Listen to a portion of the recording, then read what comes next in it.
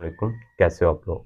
Control statement की बात करेंगे, जानेंगे कंट्रोल स्टेटमेंट कितनी किस्म की होती हैं, प्रैक्टिकल कोड करके कंट्रोल स्टेटमेंट का कॉन्सेप्ट अच्छे से समझाने वाला हूँ। आप लोग फर्स्ट टाइम हो तो चैनल को सब्सक्राइब करके वीडियो को लाइक और शेयर ज़रूर कर दीजिएगा ताकि नेक्स्ट अपकमिंग वीडियो आपको बर वक्त मिल पाए। कंट्रोल स्टेटमेंट की बात करने से पहले हम लोग कोड ब्लॉक आईडीई को ओपन कर लेते हैं ताकि कंट्रोल स्टेटमेंट का जो कॉन्सेप्ट है उसको हम लोग कोड करके अच्छे से समझ सकें। तो इसके लिए मैं अपने लैपटॉप की स्क्रीन पर मौजूद कोड ब्लॉक आईडीई पर डबल क्लिक, आप लोग भी अपने लैपटॉप या कंप्यूटर की स्क्रीन पर मौजूद कोड ब्लॉक आईडीई पर डबल क्लिक कर दीजिएगा। अगर इंस्टॉल नहीं है तो इस वीडियो की डिस्क्रिप्शन में एक लिंक है, उस पर क्लिक करके इसकी इंस्टॉलेशन जान लीजिएगा। ये कोड ब्लॉक आईडीई ओपन होती है तो उसकी विंडो ऐसी दिखेगी और यहाँ पे क्रिएट आ न्यू प्रोजेक्ट पे क्लिक कर दीजिएगा।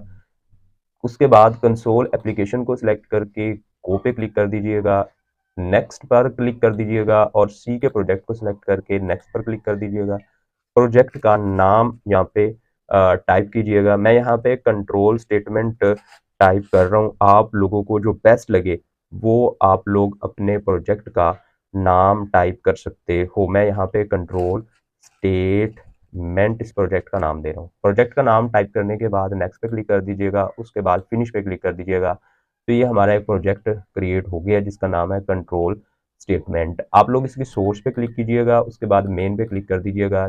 ये ये वो कोड है जो कि मेन डॉट सी में कोड ब्लॉक आईडीई ने बाय डिफ़ॉल्ट टाइप कर दिया है और ये सी प्रोग्राम का ढांचा होता है। अब हम लोग बात करते हैं कंट्रोल स्टेटमेंट की। कंट्रोल स्टेटमेंट जो सी के प्रोग्राम में होती हैं वो प्रोग्राम के फ्लो को कंट्रोल करने के लिए इस्तेमाल की जाती हैं। अगर प्रोग्राम के फ्लो के कंट्रोल की बात करें तो हम लोग प्रोग्राम के फ्लो को 3 स्टेटमेंट की मदद से कंट्रोल करते हैं। नंबर 1 यहाँ पे sequential control statement, number 2 selection control statement और number 3 repetition control statement.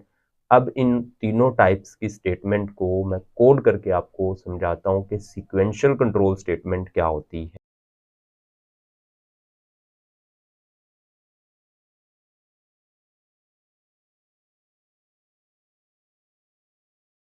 Simple सा प्रोग्राम मैंने कोड कर दिया है। इसमें एक इंटीजर टाइप का वेरिएबल डिक्लेयर किया है और वेरिएबल की डिक्लेरेशन आप लोग जानते हो, डाटा टाइप होती है, नेम होता है वेरिएबल का, उसके बाद स्टेटमेंट टर्मिनेटर की मदद से उसको स्टेटमेंट को टर्मिनेट कर दिया जाता है और ये वेरिएबल की डिक्लेरेशन है। ये मैंने प्रिंटफ फंक्शन का इस्तेमाल किया है और ये स्क्रीन पर डाटा दिखाने के लिए इस्तेमाल होता है और यहाँ पे स्कैन फंक्शन का इस्तेमाल किया है और ये स्क्रीन से डाटा पढ़ के वेरिएबल में रखवाने के लिए इस्तेमाल हो। 2 बार यहाँ पे प्रिंट एफ फंक्शन का इस्तेमाल किया गया। उसके बाद रिटर्न स्टेटमेंट है।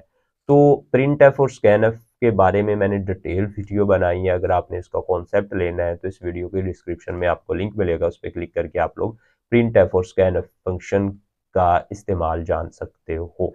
लेकिन यहाँ पे हम लोग बात करने जा रहे हैं सीक्वेंशियल कंट्रोल स्ट्रक्चर की और सीक्वेंशियल कंट्रोल स्ट्रक्चर को हम लोग इस प्रोग्राम को एग्जीक्यूट करके आपको समझाने जा रहे हैं कि सीक्वेंशियल कंट्रोल स्ट्रक्चर में किस तरह से स्टेटमेंट एक सीक्वेंस के साथ एग्जीक्यूट होती है। तो हमें देखने को जो आउटपुट मिलती है इस प्रोग्राम की वो कुछ इस तरह से होती है कि स्क्रीन पर बोलता है कुछ नंबर एंटर करें। तो जैसे ही हम लोग यहाँ पे कुछ नंबर एंटर करेंगे तो मैं यहाँ पे 24 एंटर कर रहा हूँ। तो ये मैसेज पहले ये लाइन यहाँ पे अभी तक डिस्प्ले हुई है, आप लोग देख रहे हो स्क्रीन पर ये वाली लाइन, ठीक है।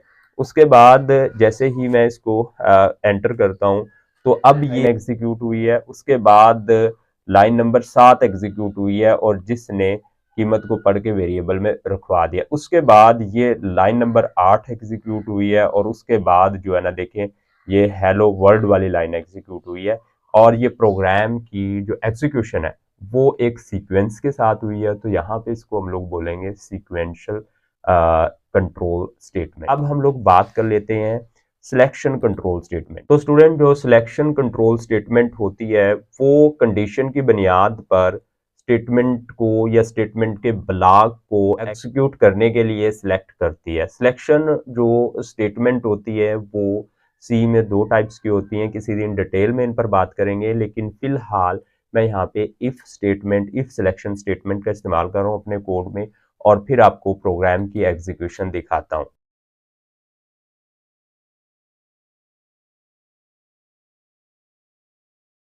दोस्तों हमने अपने कोड में जो सिलेक्शन स्टेटमेंट है उसका कोड एंटर कर दिया है, यानी इफ स्टेटमेंट को एंटर कर दिया है। इसको मैं यहाँ पे डिबग करता हूँ और डिबग करने के बाद हम लोग इसको एग्जीक्यूट करते हैं। तो जैसे ही मैं एग्जीक्यूट करता हूँ तो यहाँ पे मुझे मैसेज देखने को मिलता है एंटर आ इंटीजर। मैं एक इंटीजर एंटर कर देता हूँ। तो जैसे ही इंटीजर मैंने एंटर किया उसके बाद मैं एंटर कीवर्ड दबाता हूँ, तो देखिए यहाँ पे लिखा हुआ है हेलो वर्ल्ड। ठीक है, तो ये एग्जीक्यूशन कैसे हुई है कि सबसे पहले तो ये एक मेमोरी लोकेशन हमें मिली है, ये वाली। ठीक है, उसके बाद इसकी एग्जीक्यूशन हो गई है, ये मैसेज हमें डिस्प्ले हो गया एंटर आ इंटीजर। और जो भी इंटीजर हमने एंटर किया है इसको स्कैन फंक्शन ने पढ़ के एक्स वेरिएबल में रखवा दिया। उसके बाद ये सिलेक्शन स्टेटमेंट है। अब डिसाइड होना था कि ये वाली स्टेटमेंट एग्जीक्यूट होनी है या फिर इससे नीचे वाली जो स्टेटमेंट है हेलो वर्ल्ड, ये एग्जीक्यूट होनी है। ये इस शर्त की बुनियाद पर फैसला किया जाना था कि इन दोनों स्टेटमेंट में से कौन सी स्टेटमेंट एग्जीक्यूट होगी। तो यहाँ पे देखिए 24 कीमत हमने एंटर किया है, वेरिएबल में कीमत है 24 और 24 बड़ा नहीं है 70 से। तो यहाँ से सिलेक्शन हो गई है जी कि ये वाली स्टेटमेंट जो कि हमने इफ के साथ मंसूब की है इसने एग्जीक्यूट नहीं होना, इसने एग्जीक्यूट होना है। तो यहाँ पे देखिए हेलो वर्ल्ड लिखा है। अब मैं इस प्रोग्राम को दोबारा से एग्जीक्यूट करता हूँ और कीमत जो है वो 70 से ज़्यादा इनपुट करते हैं। मैंने प्रोग्राम को दोबारा से एग्जीक्यूट कर दिया है और अब मैं इसकी कीमत 80 एंटर कर रहा हूँ और 80 एंटर करने के बाद जैसे ही एंटर कीवर्ड दबाता हूँ तो यहाँ पे देखिए लिखा हुआ है यू आर ग्रेट। तो अब क्या हुआ है कि यहाँ पे जैसे ही ये स्टेटमेंट एग्जीक्यूट हुई है उसके बाद ये हुई है तो एक्स वेरिएबल में कीमत रखी गई है 80। तो यहाँ पे चेक हुआ है कि 80 जो है वो ग्रेटर देन है 70 से, यानी 70 से बड़ा है, तो कंडीशन दुरुस्त हो गई है। और इसके साथ जो ये वाली कंडीशन एसोसिएट हुई थी ये वाली इसके साथ ये एग्जीक्यूट हो गई है और ये वाली स्टेटमेंट एग्जीक्यूट नहीं हुई। यानी आपको अच्छे से समझ आ चुका होगा अब कि सिलेक्शन स्टेटमेंट जो होती है वो सी में जो स्टेटमेंट है उनको कंडीशन की बुनियाद पर एग्जीक्यूशन के लिए सिलेक्ट करने के लिए इस्तेमाल होती है। अब हम लोग बात कर लेते हैं रेपिटेशन स्टेटमेंट की, और रेपिटेशन कंट्रोल स्टेटमेंट के लिए मैं कोड करके आपको ये बातें समझाने की कोशिश करता हूँ।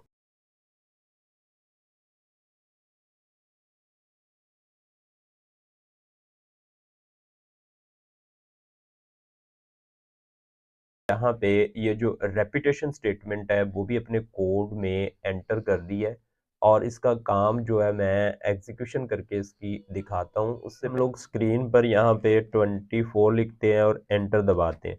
तो देखिए यहाँ पे सबसे पहले लिखा हुआ है जी यहाँ पे कि ये जो सिलेक्शन स्टेटमेंट है इसने जो सिलेक्ट किया है एग्जीक्यूशन के लिए वो इस स्टेटमेंट को किया है जो कि एल्स के साथ मंसूब है, क्योंकि कंडीशन यहाँ पे क्या हो गई है, गलत हो गई है। एक्स की कीमत 24 है और जो कि 70 से कम है। तो उसके बाद आगे यहाँ पे देखें फिर ये सिलेक्शन स्टेटमेंट के बाद एग्जीक्यूट हुई है रेपिटेशन। कोड लिखते हैं या कोड का ब्लॉक लिख देते हैं जिसने बार बार रिपीट होना है। और यहाँ पे आप लोग देख रहे हो स्क्रीन पर जो पाकिस्तान है वो 10 बार यहाँ पे लिखा गया है। ये एक रेपिटेशन कंट्रोल स्टेटमेंट थी।